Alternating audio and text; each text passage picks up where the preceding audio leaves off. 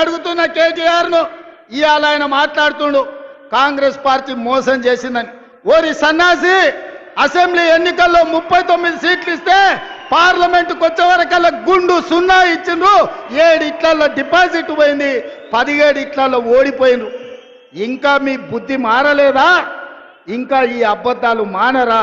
తండ్రి కొడుకులు బావ బామ్మార్దులని నేను అడగదలుచుకున్నా. నిజంగానే మీ మాటలు నమ్మితే తెలంగాణ సమాజం మిమ్మల్ని మనుషులుగా చూస్తే మీకు ఒక్క సీట్ అయినా ఇచ్చటోళ్ళు కదా.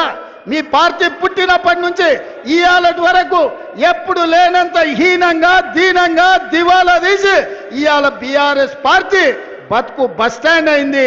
బంజారా హిల్స్ బస్టాండ్లో అడక్క తినే పరిస్థితి ఇవాళ బీఆర్ఎస్ పార్టీకి వచ్చి పూర్తి కావాలి. ఖమ్మం జిల్లాలో సీతారామ సాగర్ ప్రాజెక్టును పూర్తి చెయ్యాలి. ఇవి పూర్తి చేసినాడే ఇవాళ తెలంగాణ సస్యశ్యామలం అవుతుంది. ఈ తెలంగాణ రైతుల కళ్ళల్లో ఆనందం చూస్తాం. అందుకే మిత్రులారా, మీడియా మిత్రులకు కూడా నేను ఒక మాట చెప్పదలుచుకున్నా. హరీష్ రావు గారి సవాల్తో పాటు మా బట్టి విక్రమార్క గారు ఇవాళ ఒక సవాలు విసిరినరు. 100% మా బట్టి గారి సవాల్తో నేను ఏకీభవిస్తున్నా.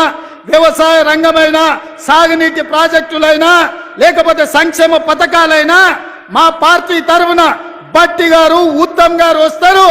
హరీష్, కేసీఆర్ ఎవడెవడు వస్తాడో, లేకపోతే బావ బామార్తులు బిల్లా రంగాలు వస్తారో, ఏ సెంటర్ అయినా, ఏ చౌరస్తైనా, అమరవీరుల స్తూపమైనా మేము సిద్ధం. మీకు సీము నెత్తురుంటే చర్చకు రండి.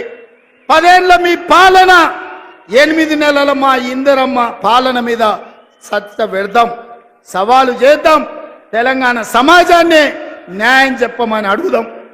ఒడ్డు పడుకున్నాం కదా అని, టీవీలు పేపర్లు ఉన్నాయి కదా అని నోటికొచ్చిన అబద్ధం చెప్పి ఈ అబద్ధాలని పేపర్లలో రాసి ప్రజల్ని మభ్యపెట్టాలనుకుంటున్నారా? ఇవాళ నిజంగానే హరీష్ రావు నువ్వు చెప్పింది నిజమైతే, కాంగ్రెస్ పార్టీ పేదలకు అన్యాయం చేస్తే నువ్వే సవాలు విసిరినావు కదా. సిద్దిపేట రాజీనామా చేస్తా అని రాజీనామా చెయ్యి. సిద్దిపేటలో నువ్వు ఎట్లా గెలుస్తావో నేను చూస్తా బిడ్డ. నువ్వు అనుకుంటున్నావేమో సాగుతుందని, దేనికైనా సాగుతుంది. వయసులో ఉంటే పంది కూడా అందంగానే కనిపిస్తుంది. అధికారం ఉంటే నీలాకటోళ్ళకు నీళ్ళు కూడా అట్లనే ఉంటుంది. ఇవాళ అధికారం పోయింది కదా, ఇప్పుడు తెలుస్తుంది నీకు నొప్పేందో, పేద ప్రజల కష్టాలేందో. అందుకే ఇవాళ తండ్రి ముఖం సాటేసిండు, ఫామ్ హౌస్లో వండుకున్నాడు. ఇవాళ ఆయన ఫామ్ హౌస్లో నుంచి బయటికి వస్తలేడు. బయటికి వచ్చినోడు వీడు అబద్ధాలు చెప్పుడు ఆపుతలేడు. అందుకే మిత్రులారా, అప్రమత్తంగా ఉండండి.